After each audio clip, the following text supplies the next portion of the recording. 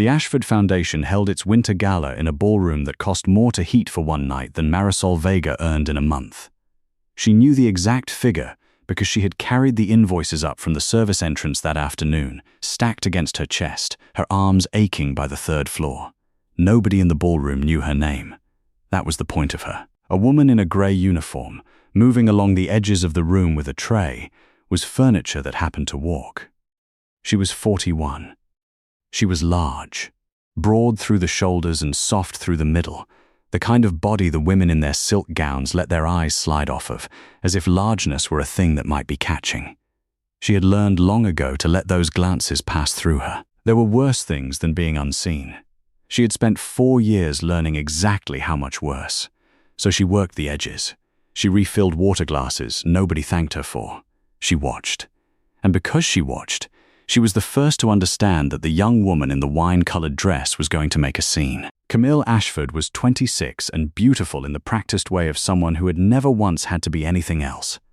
She had been drinking since the cocktail hour, and now she stood in the center of the floor with a full glass of red held loosely in her fingers, swaying toward a man Marisol did not recognize. He was older, broad-shouldered, still as a closed door, dressed in charcoal that fit him too well to be off a rack. He was not looking at Camille. He was looking past her, at the long screen above the dais where the Foundation's slideshow rolled. Faces of the sick and the elderly the Ashford money supposedly kept alive. "You don't even know who I am, do you?" Camille said to him, loud enough to turn heads. The man said something too quiet to carry. Whatever it was the wrong answer. Camille's arm came up, and the wine went with it. A dark arc across his chest, his collar, his jaw. It struck the white of his shirt and bloomed there like something that had been opened. The room drew a single breath and held it. For one strange beat, nobody moved. And in that beat, Marisol's eyes went. Not to the man, not to the wine, but to the small figure who had been standing just behind Camille with a tray of empty glasses. A girl, 18, maybe 19, new that week. Her name was Dani, and she had a little brother she was putting through school. She had told Marisol that in the stairwell, shy and proud. The wine had splashed back across the girl's sleeve. A few drops. Nothing. But Camille turned, and her face was looking for somewhere to put the shame of what she had just done, and it found the girl. "You," Camille said. "You bumped me. You did this." Her voice climbed. "Where is the event manager? I want her gone tonight. Do you hear me? Tonight." And she struck the tray out of Dani's hands. Glass went across the marble in a bright, ringing scatter. The girl flinched back, her hands coming up, her face crumpling into the particular terror of someone who cannot afford to lose this. "Pick it up," Camille said. "Pick it up and get out." Marisol was already moving. She did not decide to. There was no decision in it, the way there had never been a decision in it on any of the nights, years ago, when she had stepped between a frightened patient and a doctor who had forgotten the patient was a person. Her body simply went where it was needed. She crossed the floor, set herself between the girl and the heiress, and when Camille's hand drew back again. Toward the girl, or toward Marisol, it no longer mattered which. Marisol caught the moment before it could land and answered it. The slap was not loud. It was clean, and it was certain, and it turned Camille's beautiful face to the side and stopped everything in the room at once. Marisol let the silence sit. She was not breathing hard. She looked at Camille, who had a hand pressed to her cheek and an expression of pure disbelief, as if the furniture had spoken. "She didn't touch you," Marisol said. Her voice was level, almost gentle. "You know she didn't." Then she crouched, unhurried, and began to gather the broken glass into the cloth from her own apron, so that the girl behind her would not have to. She worked the way she did everything. Methodically, without drama, her wide back to the most powerful people in the city. When she had cleared the worst of it, she stood, and she found that the man in charcoal was watching her. He had not wiped the wine from his face. It was still there, dark along his jaw. And she did the only thing that made sense to her. The thing 40 years of being the one who handled things had wired into her hands. She took the clean towel folded over her forearm, and she held it out to him. He looked at it. Then he looked at her. Really looked, the way no one in that room had looked at her in years, as if she were a question he had not expected to be asked. "Thank you," he said, and took it. It was only then, as she straightened and her eyes lifted past his shoulder to the great glowing screen above the dais, to the slideshow of grateful faces, of the living the foundation claimed to keep alive, that Marisol Vega went very still, because she knew one of those faces. She had washed that face. She had held that hand through the last bad night of a long illness. She had signed the paper, with her own hand, that recorded the hour the woman died. 4 years ago. And the caption beneath the photograph, in clean white letters the whole ballroom could read, said, "Currently in our care." They took her to a small office off the kitchen and left her there to wait, which was its own kind of sentence. Marisol sat in a folding chair under a fluorescent light and listened to the gala go on without her. The swell of the string quartet, the laughter rising and falling like weather. Somewhere out there, Camille Ashford was being soothed and refilled and told that none of it was her fault. Marisol folded her hands in her lap and waited to lose the job. She had lost more than a job before. She knew the shape of it coming. 4 years ago she had been Marisol Vega, RN, 22 years on the floor, the nurse the families asked for by name because she would tell them the truth gently and then stay past her shift to make sure the truth was bearable. She had worked hospice for the last 6 of those years, the hardest unit, the one that emptied people out, and the one she had loved most, because at the end there was no pretending left in anyone, and she had always been better with people who had stopped pretending. Then she had noticed the numbers. A patient discharged as transferred to home care, who had no home and no family, and, Marisol knew for a fact, no pulse. Then another. Then a pattern, the way a stain spreads under wallpaper before it comes through. The facility was billing for the care of the dead. Someone, somewhere above her, was turning the last weeks of poor and forgotten people into a revenue line and then keeping the line running long after the people were gone. She had done what she still believed was the only thing a person could do. She had gathered what she could, and she had reported it. She had been the one destroyed. It had been clean, what they did to her. Clean the way Camille's slap should have been and wasn't. A complaint surfaced. A medication error she had not made, documented in records she had never seen, dated to a shift she could prove she hadn't worked, except that by the time she thought to prove it, the records had been amended and the proof was gone. Her license was suspended pending review. The review took 11 months. By the end of it, she was unemployable in the only work she had ever been good at. Her savings were gone to lawyers, and the facility had been quietly absorbed into a larger charitable network with a respectable name and a board full of respectable people. She never learned which of those respectable people had signed the order to bury her. She had stopped trying to find out because the trying was eating her alive, and she had a mother to care for and rent and a body that still woke at 5 a.m. out of 22 years of habit with nowhere to go. So now she cleaned. She served. She moved along the edges of rooms full of people who would have crossed the street to avoid her, and she watched them, and she never, not once, not for anything, let herself look away when she saw the strong come down on the weak. It was the one thing they had not managed to take. They had taken her license and her name and her good standing. They had not taken the reflex. The reflex was hers. That was why she had crossed the floor for the girl. She would do it again. She knew that about herself, the way she knew her own hands. The door opened. It was not the event manager. It was the man in charcoal. He had wiped the wine from his face, though the shirt was ruined and he had not bothered to hide it. He came in without asking, shut the door behind him, and looked at her with the same unhurried attention he had given her on the floor, as though she were worth the time it took to study. "You're not in trouble," he said. "I've made sure of it. I slapped the granddaughter of the man whose name is on the building," Marisol said. "I'm in trouble." A flicker at the corner of his mouth that was not quite a smile. "You'd be surprised what I can make true." He pulled the second folding chair around and sat, which surprised her. A man in a $4,000 suit, lowering himself to her level in a room that smelled of bleach and old coffee. "My name is Dario Sabatini. I imagine that means something to you." It did. Everyone in the city knew the name, the way they knew which streets to avoid after dark. She did not flinch from it. After what the respectable people had done to her, she found she had very little fear left over for the disreputable ones. At least a man like this told you what he was. "It means I should be more careful than I'm being," she said. And yet, he studied her. You handed me a towel. You had wine on your face.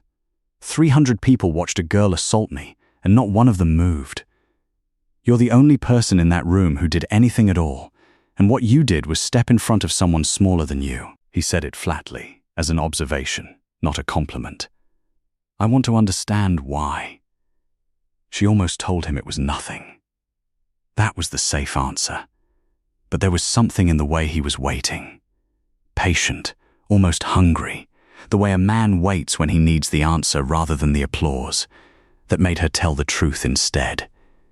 Because no one moved for me, once, she said. When I was the one on the floor, he was quiet for a moment.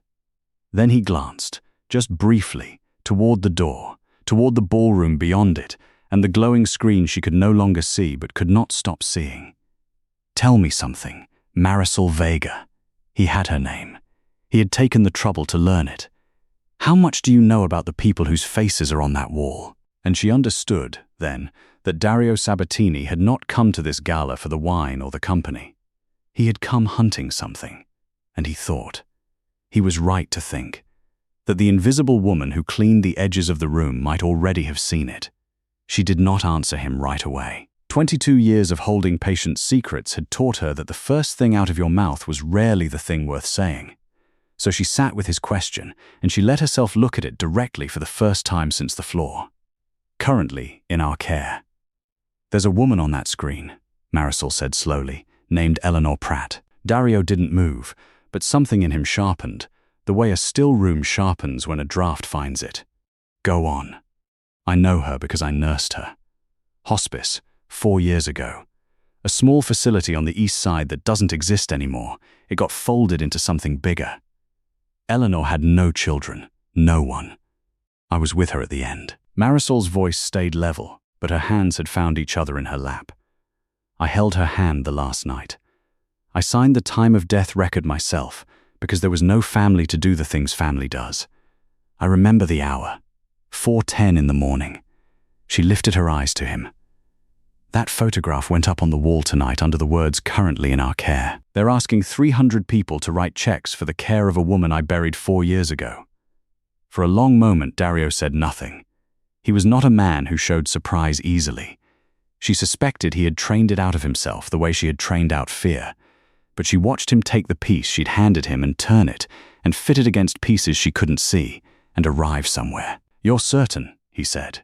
Not a challenge. A confirmation he needed to be able to stand on. I'm a nurse. I don't forget the ones I sit with at the end. There aren't enough of them in a life to forget.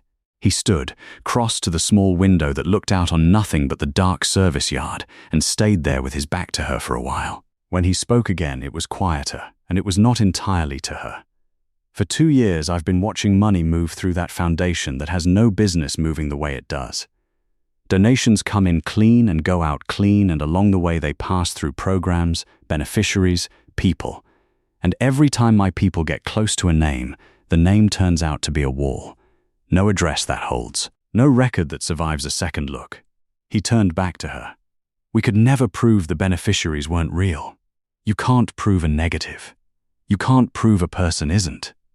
But you can prove one's dead, Marisol said. The look he gave her then was the look from the ballroom, magnified. The look of a man recalculating what she was. Eleanor Pratt is a person who is provably, dated, on the record gone, he said slowly. And they put her on the wall and called her alive. That's not a wall, Marisol. That's a window. She should have felt afraid. She was sitting in a bleach-smelling office being told she had stumbled into the soft center of something that powerful people had built carefully and would protect viciously. Instead, for the first time in 4 years, she felt the old thing wake up in her chest. The thing that had made her a good nurse and a terrible employee. The thing that could not leave a wrong alone once it had seen it. But she had been destroyed once already for seeing too much. She knew exactly what it cost. And so she made herself say the careful thing, the survivor's thing. And what happens to me, she said, when I'm the woman who knew? You're a man who can make my slap disappear, Mr. Sabatini. The people who run that foundation are men who can make me disappear. I've watched them do it. I have a mother who can't feed herself anymore. I can't be brave the way you can afford to be brave." He came back and sat down across from her again, close, and when he spoke there was none of the smoothness in it. "I'm not asking you to be brave. Brave people get themselves killed and accomplish nothing." His dark eyes held hers. "I'm asking you to be exactly what you already are. A woman no one in that room will ever look at twice. You carried the invoices in this afternoon. I know, I watched you do it. You'll carry things out tomorrow. You move through that house like weather, Marisol. You go everywhere and you're seen nowhere." He let that sit. "I have soldiers who can break a door. I have lawyers who can break a man. I have never once, in 20 years, had the one thing that house is actually built to keep out." "And what's that?" "Someone they've already decided is no one." A pause. "I can protect you in ways those people can't reach. I give you my word, and my word is the only thing I've never spent. But I won't lie to you and tell you it's safe.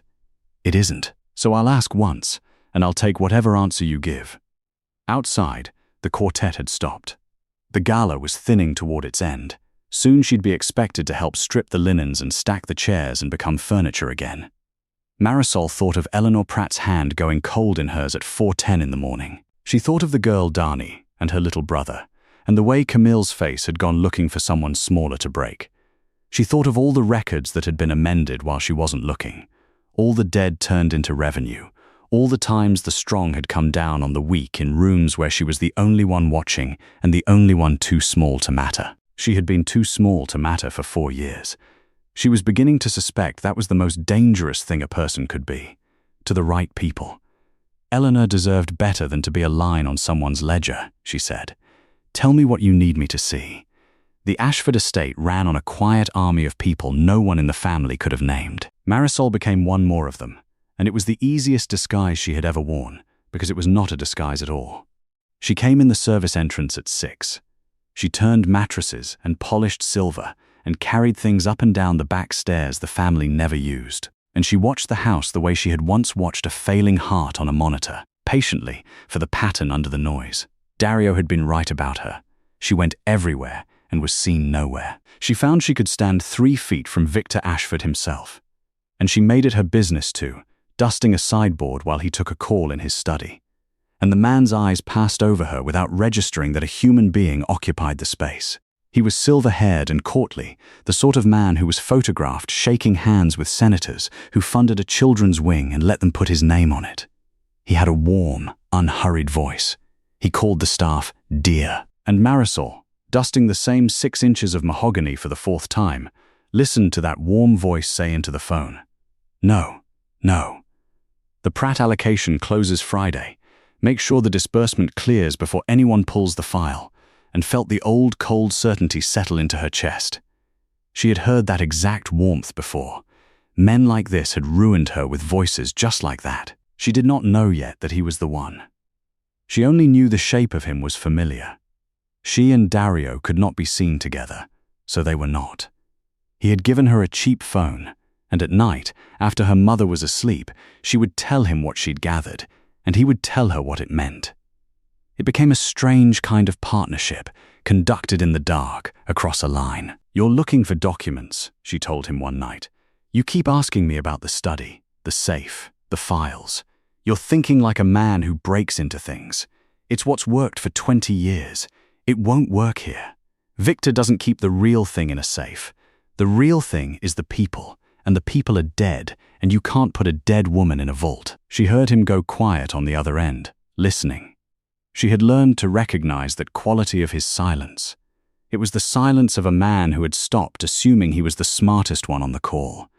"You're trying to break into the house. I'm already inside the house. Stop telling me what to look for. Let me tell you what's here." "All right," he said. And then, after a moment, with something in his voice she hadn't heard from him before, "You know, in 20 years almost no one has told me I was doing it wrong and turned out to be right. In 20 years almost no one has been the one cleaning your study," she said. "We see things from down here." She heard him laugh. Short, surprised, real. It changed something in the dark between them. She told herself it was nothing. She was 41 and large and tired, and 4 years passed believing the world had anything tender left to offer her, and he was Dario Sabatini, who could have had any of the women in silk at that gala. She knew what she was. She had no illusions, and she had made a kind of peace with having none. But he didn't talk to her like a man being kind to a large woman. He didn't talk to her gently, the way people did when they wanted credit for not being cruel. He talked to her like she was the most useful person he had, and then, slowly, over those nights in the dark, like she was simply the person he most wanted to talk to. He asked what she thought. He changed his plans when she told him they were wrong. Once, when she mentioned her mother, he was silent a moment and then asked the mother's name and used it the next time and the time after that. "Why did you really come to that gala?" she asked him one night. "The truth, not the money." For a long while she thought he wouldn't answer. "I had a sister," he said finally. "Younger. She got sick when I was already. What I am. I could buy anything. I bought her the best place money could find. A beautiful place, a charitable foundation, marble in the lobby, and a name everyone trusted." His voice was very flat, the flatness of a thing held down hard. "They billed me for treatment she never got. They billed me for 2 months after she died. I only found out because I'm a suspicious man and I read everything. And I thought, if they did this to me, to someone who could fight back." He stopped. "How many Eleanor Pratts are there? Who has nobody to read the bill?" Marisol sat in her dark kitchen with the cheap phone against her ear and understood him completely, in a way she suspected almost no one in his life ever had. "That's why you saw me," she said softly. "On the floor, with the towel." "You were the only one who moved for someone smaller than you," he said. "I have spent my whole life around people who only move for someone larger. I didn't know I was looking for you until you were standing there." Neither of them said anything for a while. Outside her window, the city went on, indifferent. "Find me the disbursement, Marisol," he said at last, quietly. "Victor said the Pratt allocation closes Friday. Whatever clears before they pull that file. That's the thread. Pull it, and the rest comes with it.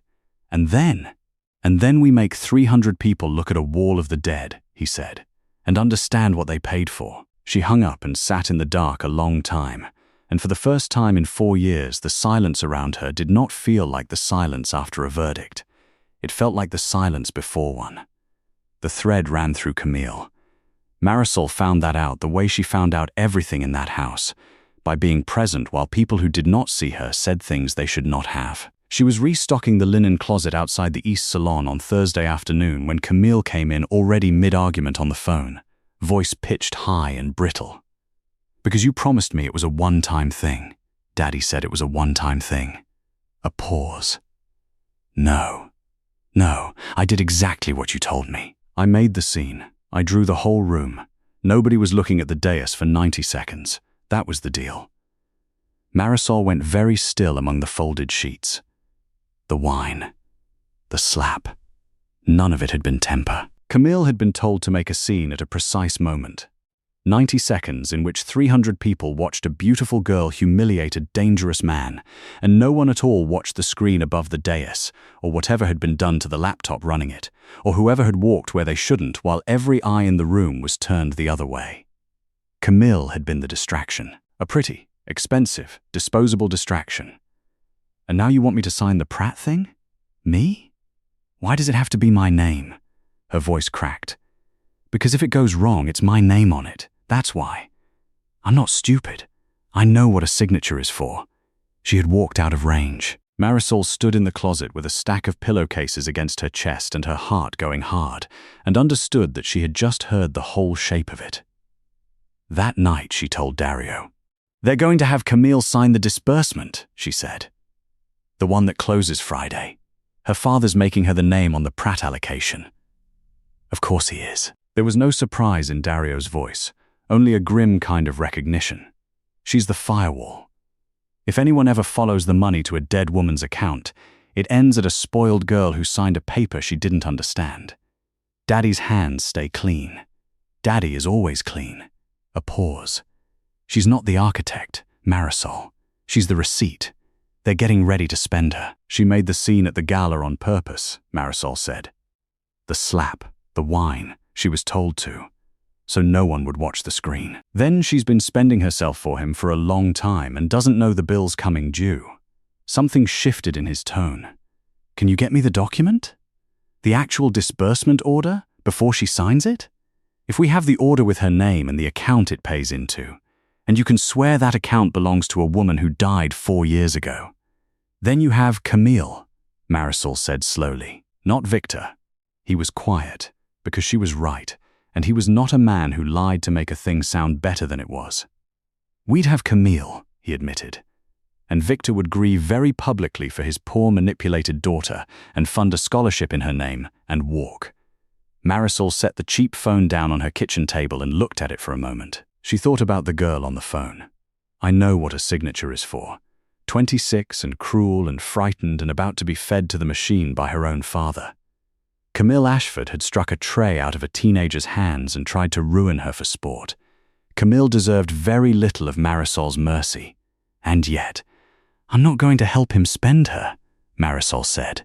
Marisol, I've been the receipt, Dario. Her voice was quiet and absolutely certain. I've been the name they put on the thing that went wrong so the real people could stay clean. They handed me a medication error I never made and let me burn so the men above me wouldn't. I know exactly what it feels like to be the signature. She breathed. I won't catch her. I'll catch him. And to do that, she can't sign that paper. She has to know what it's for before she puts her name on it. You want to warn Camille Ashford. Flat disbelief. The woman you slapped. I want to turn the receipt against the man writing it, Marisol said. She thinks her father protects her. Show her she's the thing he's protecting himself with, and you don't have a firewall anymore. You have a witness who's furious and on the inside. A pause. I've watched a lot of people get betrayed by someone they trusted, Dario. There's nothing on earth that burns hotter. The line was silent for a long moment. In 20 years, Dario said at last, slowly, I would have taken the easy conviction. Caught the girl, called it a win, let the old man go. I'd have told myself it was the most I could get, a breath. You keep doing this. You keep showing me the thing I stopped being able to see. It's the same thing every time, Marisol said. Don't look at who's easiest to break. Look at who's actually holding the knife. So they did not take the easy win. On Friday morning, in the narrow back stairwell where the cameras didn't reach, Marisol stopped Camille Ashford, who startled and drew back and opened her mouth to call for someone. Before you sign the Pratt disbursement, Marisol said, low and fast, I need you to know whose account it pays into. Her name was Eleanor Pratt. I nursed her. She died 4 years ago, at 4:10 in the morning, with no one but me in the room. She held the girl's wide, frightened eyes. Your father is about to put your name on the money he stole from a dead woman. Not his. Yours. Ask yourself why it has to be yours. And she watched Camille Ashford's beautiful, arrogant, terrified face begin, slowly, horribly, to understand. It went wrong the way these things always went wrong. The plan held. It was Victor Ashford who was better at this than they were. Camille did not sign the paper. That much worked. But a frightened 26-year-old who has just learned her father planned to feed her to the wolves does not move like a trained operative. She moved like a daughter, wounded, reckless, wanting him to look her in the eye and deny it. She confronted him. And Victor, who had spent a lifetime reading the people around him for exactly the moment they became a liability, understood within a single conversation that someone had gotten to his daughter. By Saturday morning, he had found the leak. Marisol came in the service entrance at 6 and was met not by the housekeeper but by 2 men in dark suits she had never seen. And Victor Ashford himself, silver-haired and warm and smiling, standing in the kitchen as though he had been waiting for her his whole life. Marisol Vega, he said, and the warmth in his voice did not waver, and that was the most frightening thing about it. I've been so looking forward to meeting you properly. Though I understand we've met before. Her blood went cold. You don't remember me, I'd guess, he went on pleasantly, gesturing her toward a chair she did not take. Why would you? I was a bored signatory, 3 names down on a letterhead.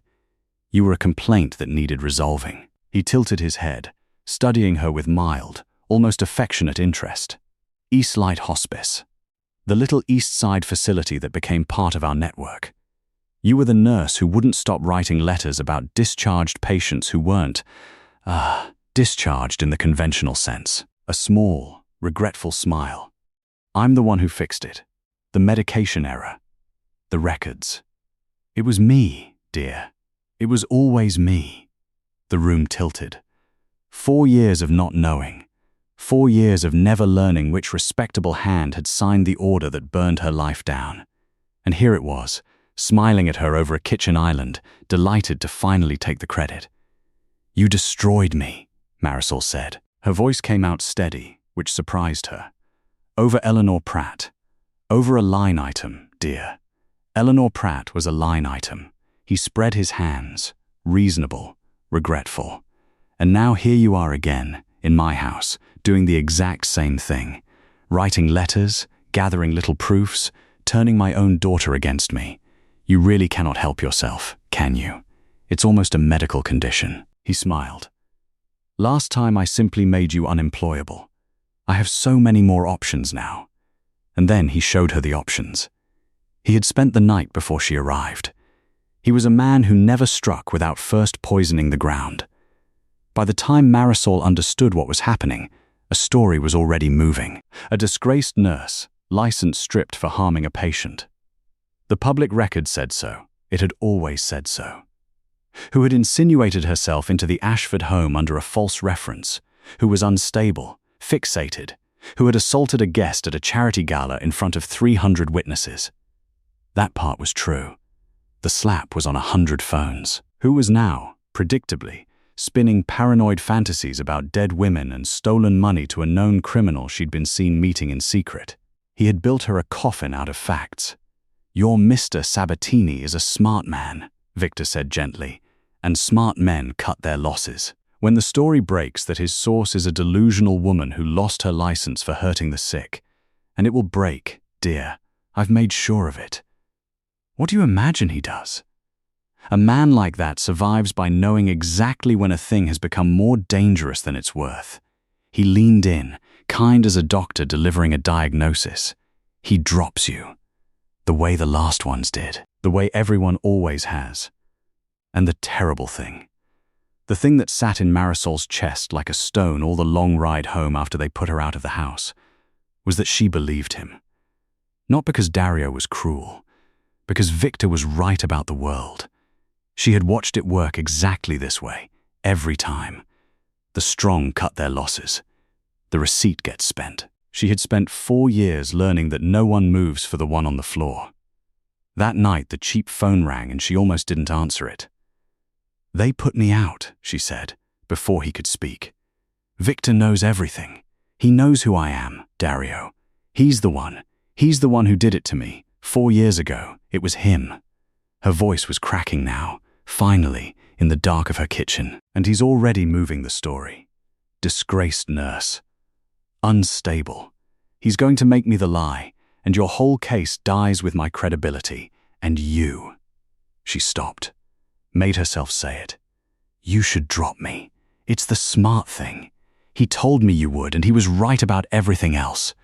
There was a silence on the line. When Dario spoke, his voice was very quiet, and there was something underneath it she had never heard there before. Not the smoothness, not even the warmth of those nights in the dark. Something harder, older. Marisol, do you remember what I told you I'd never spent? She closed her eyes. Your word. I gave it to you in a room that smelled like bleach. I told you I'd protect you in ways those people couldn't reach, and that my word was the only thing I'd never spent in 20 years. A pause. He's testing whether I'm the man he thinks I am, a man who drops the receipt when she gets expensive. Another pause, and when he went on, there was something in it that frightened her more than Victor's warmth ever had. He's about to find out I'm not. Dario. He told you the world only moves for the strong, Dario said. He spent his whole life being right about that. So let's do something he's never once seen happen. His voice dropped. Let's move for the one on the floor. Victor Ashford did not hide. That was the genius of him, and in the end it was the death of him. Men who steal from the dead learn that the safest place to stand is the brightest one. So when his lawyers advised him to cancel the foundation's spring benefactors luncheon, He refused. Cancelling looked like fear. Instead, he would stand at his own podium, in his own marble room, in front of the same class of people who funded him, and he would tell the story first. The disgraced nurse, the criminal she served, the sad, paranoid fantasy. And he would bury Marisol Vega in daylight, where everyone could watch him do it and call it transparency.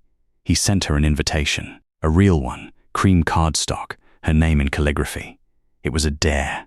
Come and watch me end you in public. You won't. You're the one on the floor, and the one on the floor doesn't come back into the room. She came back into the room. She walked in the front entrance this time, not the service one, in a plain dark dress, and the sight of her stopped conversations the way the slap had stopped the gala. Victor saw her from the dais, and his warm face did something complicated before it smoothed. He had not expected her to come. He recovered fast. He always recovered fast.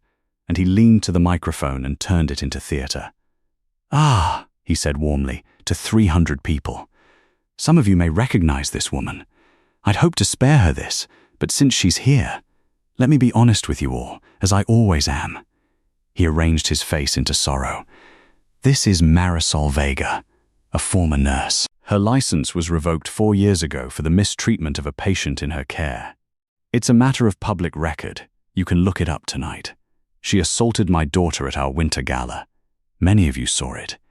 And she has lately been telling a very troubled story to some very dangerous people.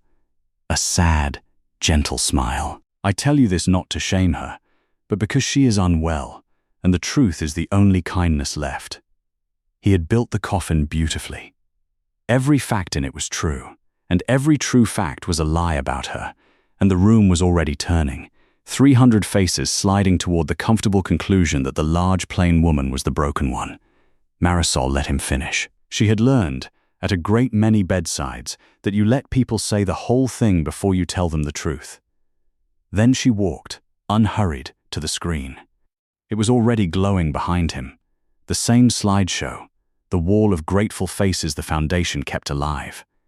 She had asked Dario for one thing, and one thing only, and his people had done it in a night. They had simply made certain the slideshow ran, and that Eleanor Pratt's photograph was the slide that held when Marisol reached the front.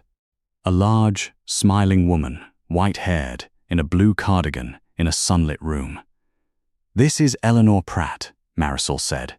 Her voice did not need the microphone. It carried because the room had gone silent enough to hear it. "The caption says she's currently in your care, that you're keeping her alive. That's where some of your money goes." She turned to the room, not to Victor. "I want to tell you how I know that's a lie.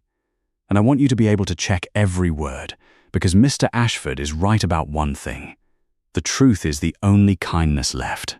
She raised her hand toward the screen, toward the small bright object on the table beside the old woman's chair. "That's an insulin pen.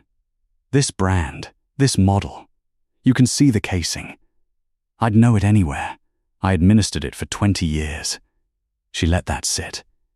This exact model was recalled, pulled from every pharmacy in the country after a defect, and the recall date is public. Anyone can find it in 30 seconds on a phone. It was pulled 8 months before this photograph was supposedly taken. There is not a pharmacy in this nation that could have dispensed that pen on the day your foundation says this picture was made. It could not exist in that room on that date." She looked at Victor now, which means this photograph was staged from old stock or taken years earlier than claimed. Either way, this is not a living woman currently in your care. This is a prop. A murmur moved through the room, low and ugly, the sound of 300 wealthy people beginning to feel robbed. "But I don't need the pen," Marisol went on, quietly now, "because I don't need to prove she's a prop. I can prove she's dead. I was her nurse. I sat with Eleanor Pratt the night she died, 4 years ago, because she had no one else. And at 4:10 in the morning I held her hand while she went, and then I signed the record of her death with my own hand. That record exists. It's filed with the county. It has a date. You can pull it tomorrow." She turned back to the room. "Every dollar this foundation has raised for Eleanor Pratt's care, it has raised for a woman I buried 4 years ago. And she is not the only face on that wall. It was the insulin pen that did it. The death record was the proof, but the pen was the thing the room could check right now. And they did.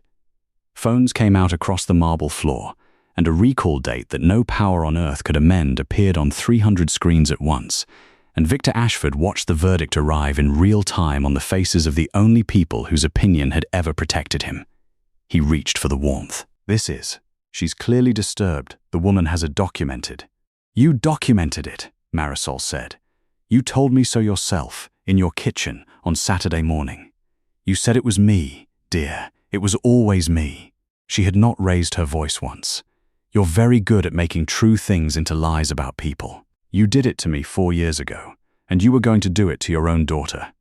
You were going to put Camille's name on Eleanor Pratt's account so that when someone finally pulled the file, your hands would be clean and hers would burn. And across the room, Camille Ashford, who had been standing at the back the whole time, who had heard her father offer the room his sad, warm story about an unstable woman, said, in a voice that shook but carried, "Why was it always supposed to be my name, Daddy?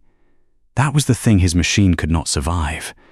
Not the criminal in the doorway, not even the nurse at the podium." His own daughter, asking the one question in front of everyone, while 300 phones glowed with a recall date that proved every warm word he'd ever said was a wall around a grave. The men who had been his lawyers were already stepping back from him. That was always the first sign. Marisol had seen it before, from the other side.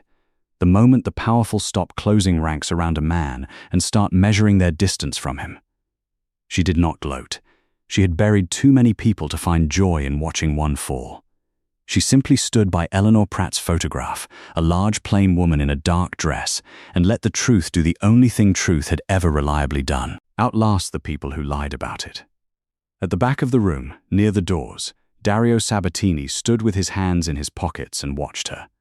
Not the collapse of the man he'd hunted for 2 years, but her, with an expression she would spend a long time afterward trying to name. The unwinding took months, the way these things do. Truth arrives all at once, but justice comes slowly, in the language of subpoenas and frozen accounts and a foundation board resigning one careful name at a time.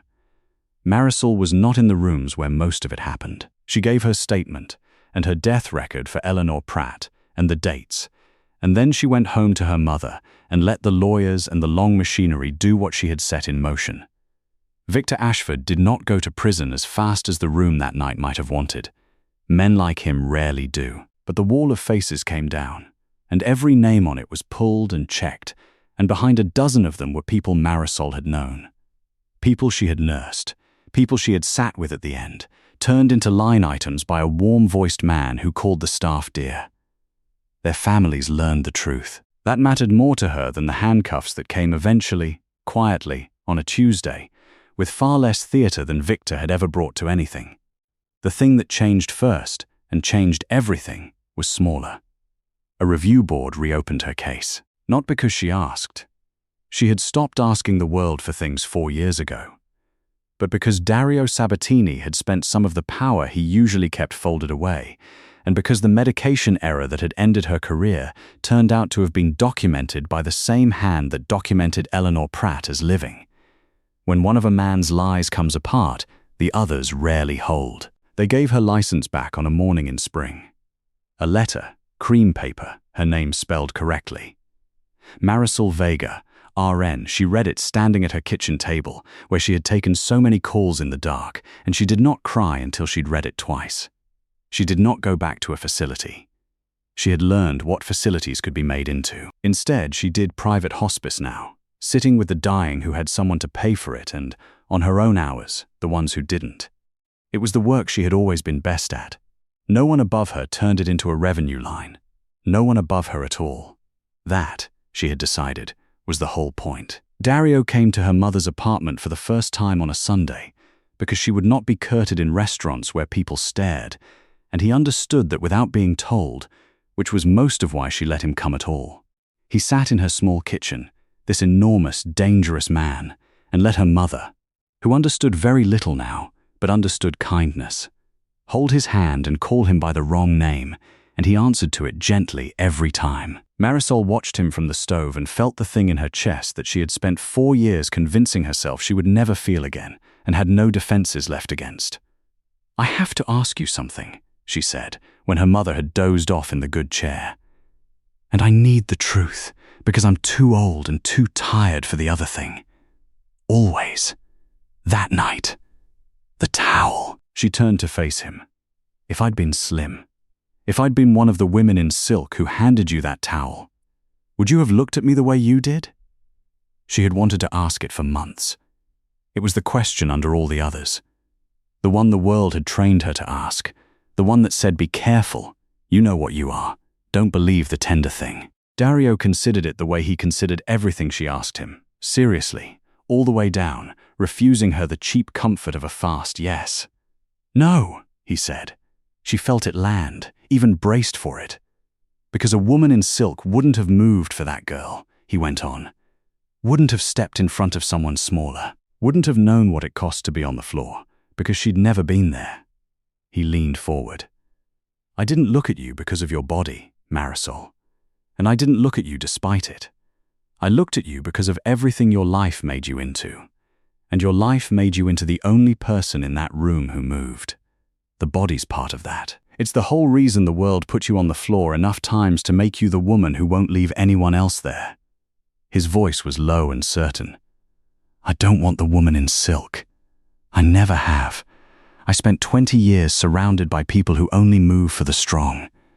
I was looking for the one who moves for the weak, and I didn't believe she existed until she handed me a towel. Marisol Vega, who had been called fat and chubby in 100 rooms by people who thought largeness made her less, who had been turned into a line item and a complaint and a coffin built of facts, stood in her small kitchen and let herself, finally, be seen all the way through.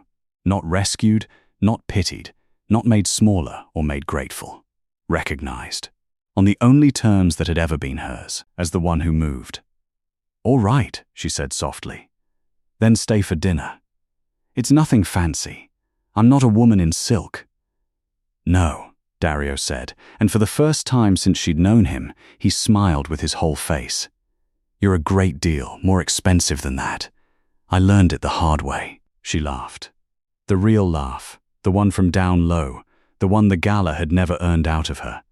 And she put another plate on the table, and outside the spring went on, and for once it was not indifferent at all. If Eleanor Pratt had been your mother, your grandmother, your neighbor with no one to read the bill, who would have caught it? Who in your life is the person who moves for the one on the floor? Tell me in the comments. And if you've ever been the one everybody walked past, I see you. So does she. Subscribe for more stories where the woman they underestimated turns out to be the one who was watching all along.